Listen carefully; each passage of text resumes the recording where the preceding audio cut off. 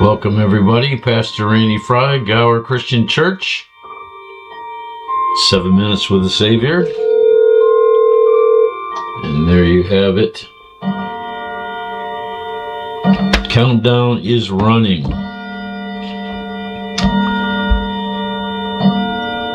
Ran across a really interesting article by Leonard Sweet.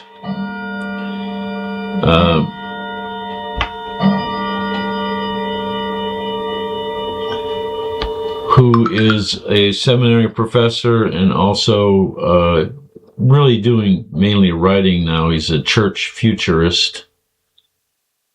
And he tells this really interesting story about a famous pianist, Joseph Hoffman, who people like Rachmaninoff and Vladimir Horowitz said was the greatest concert pianist in the 20th century, and coming from especially Vladimir Horowitz, where most people would think that's high praise. Most people think he's the greatest concert pianist of the 20th century. Anyway,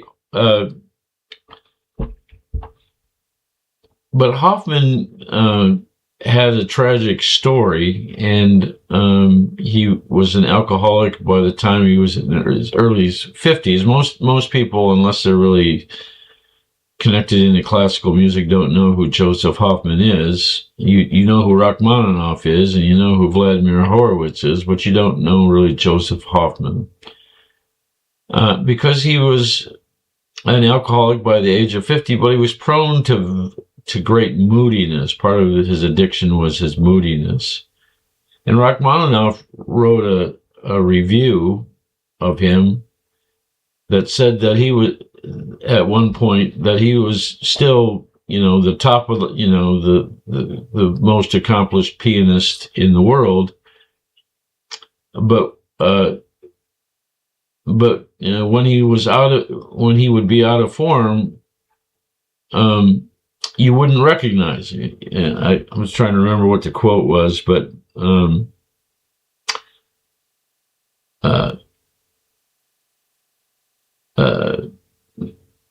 here's Rachmaninoff's actual line. Hoffman is still sky high, the greatest pianist alive, if he is sober and in form. Otherwise, it is impossible to recognize the Hoffman of old. And it was because of his great moodiness. And if he felt like playing well, he played well. But if he really didn't feel like playing or playing well, even if he had an obligation to play in a concert, Rachmaninoff said it was impossible to recognize him. And then he relates that to his own life, and how moodiness has affected him until he learned how important. He said one day his daughter, they were at the breakfast table, and his daughter just said, "Why are you angry at me?" And Leonard Sweet says, "Well, the truth is I wasn't angry at her at all, but I was angry at a report he got from a staff member." But he talks about how our mood leaves litter. That the metaphor he uses is how our mood leaves litter for that other people, end up walking through and picking up. But it was this idea of how we're unrecognizable and here's a great paragraph from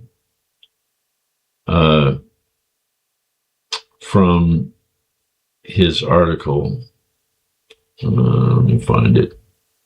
I had this all set up, and then something happened.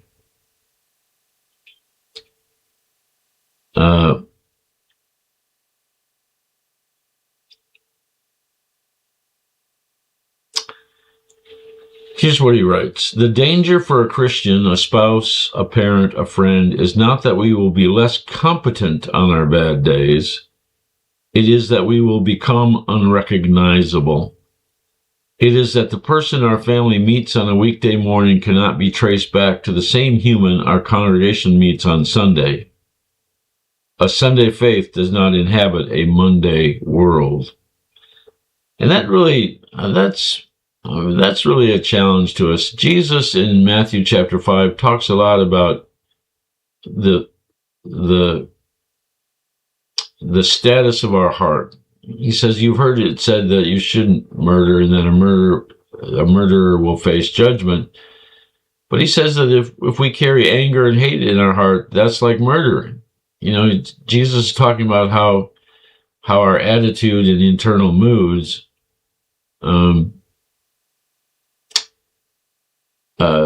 can be just as sinful and just as bad as the actual act of committing murder. And he talks about the same thing when it comes to adultery and divorce. He talks about how important it is that if we know that we're holding something against a brother, that our first, or sister, another person, our first move needs to be reconciled with them. So Jesus spends a lot of time in the Sermon on the Mount, a whole chapter almost, talking about the attitude of our heart, and talks about it in many other places. So this is an important teaching from Jesus that we need to keep in mind. It's important for us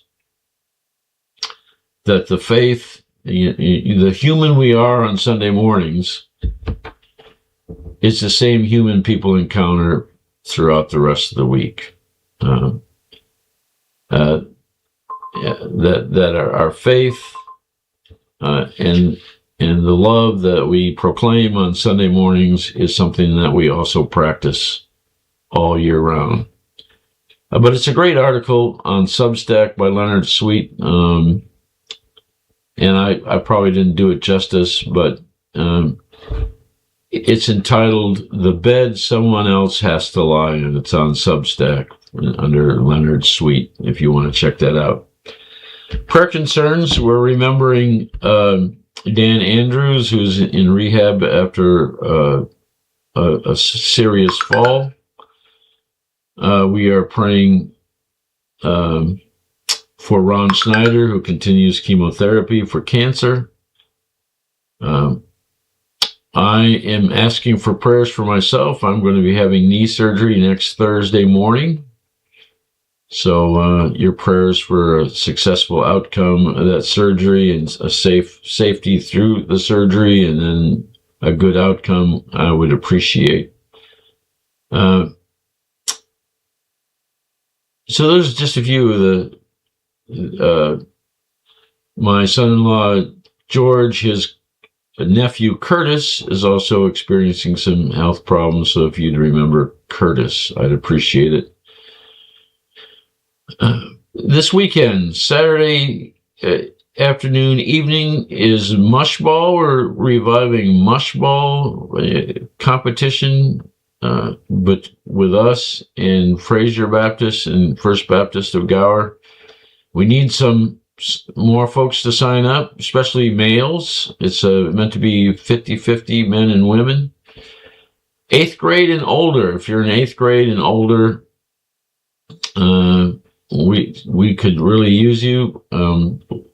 I've been saying let Tabitha Craft know if you haven't signed up yet, but you're planning to play. But just show up. You don't have to be signed up to play. Show up over at Heritage Park for this Mushball League revival this Saturday, starting at 5 o'clock. Get there early, of course, to get yourself situated on the team.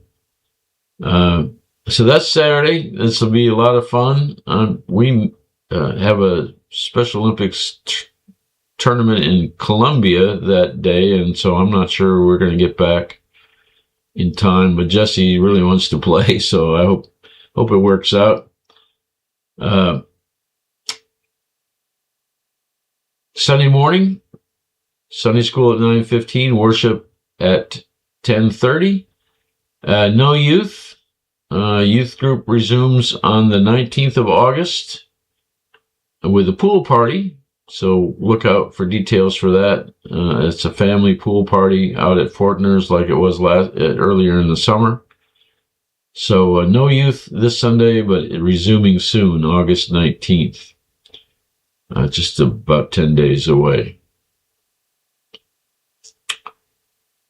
Or 19th doesn't sound right.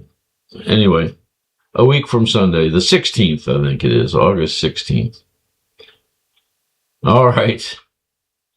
That does it for me. Thanks for watching. Until we meet again online or in person, I bid you peace.